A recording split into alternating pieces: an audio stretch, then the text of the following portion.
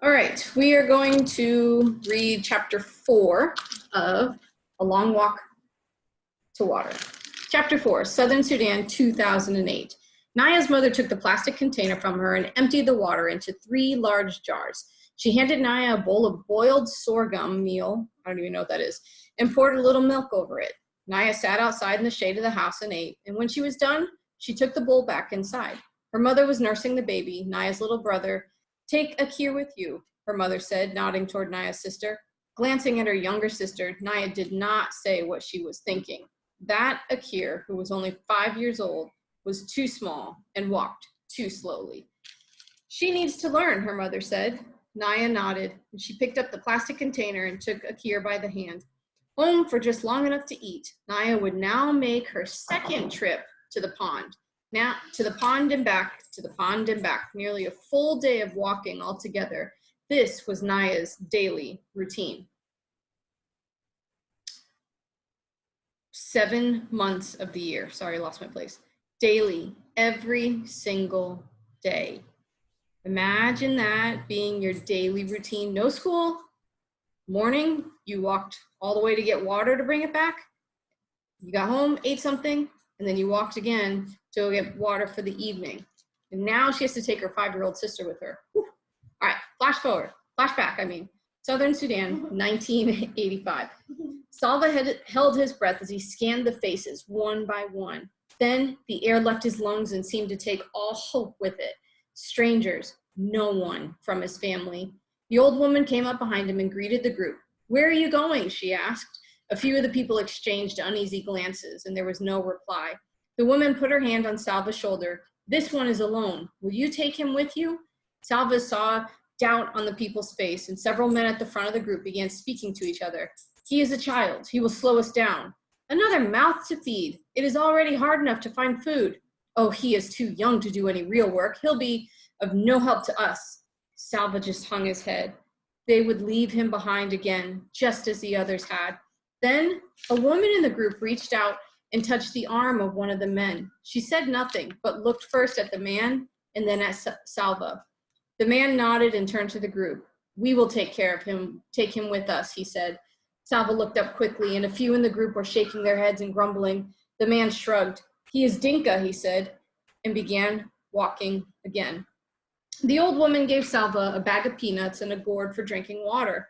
He thanked her and said goodbye, and then he caught up with the group, determined not to lag behind, not to complain, not to be any trouble to anyone. He did not even ask where they were going, for fear that his questions would be unwelcome. He knew only that they were Dinka and that they were trying to stay away from the war. He had to be content with that.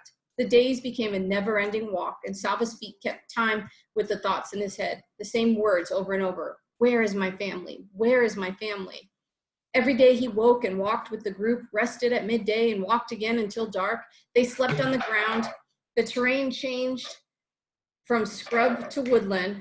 They walked among stands and stunted trees, and there was little to eat. A few fruits here and there, always either unripe or worm rotten. Salva's peanuts were gone by the end of the 3rd day, and after about a week, they were joined by more people, another group of Dinka and several members of a tribe called the Jerkchol. Men and women, boys and girls, old and young, walking to nowhere.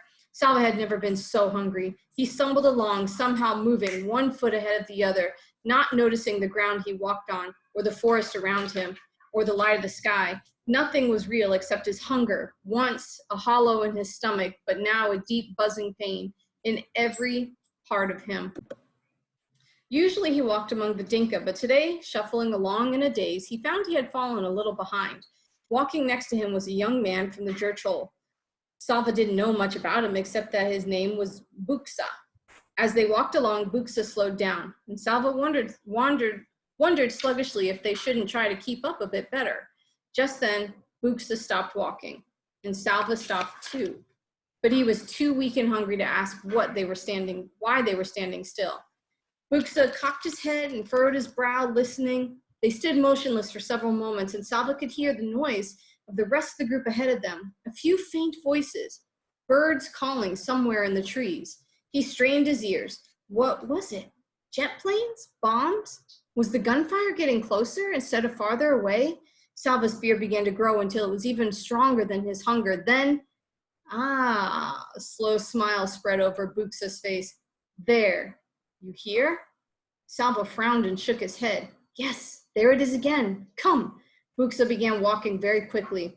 Salva struggled to keep up, and twice Buxa paused to listen, then kept going even faster. What? Salva started to ask. Buxa stopped abruptly in front of a very large tree. Yes, he said. Now, go call the others. But Salva had caught the feeling of excitement. But what shall I tell them? The bird, the one I was listening to. He led me right here. Buxa's smile was even bigger now. You see that? And he pointed up to the branches of the tree. Beehive, a fine, large one. Salva hurried off to call the rest of the group. He had heard of this, that the Churchill could follow the call of the bird called the honey guide, but he had never seen it done before. Honey. This night, they would feast.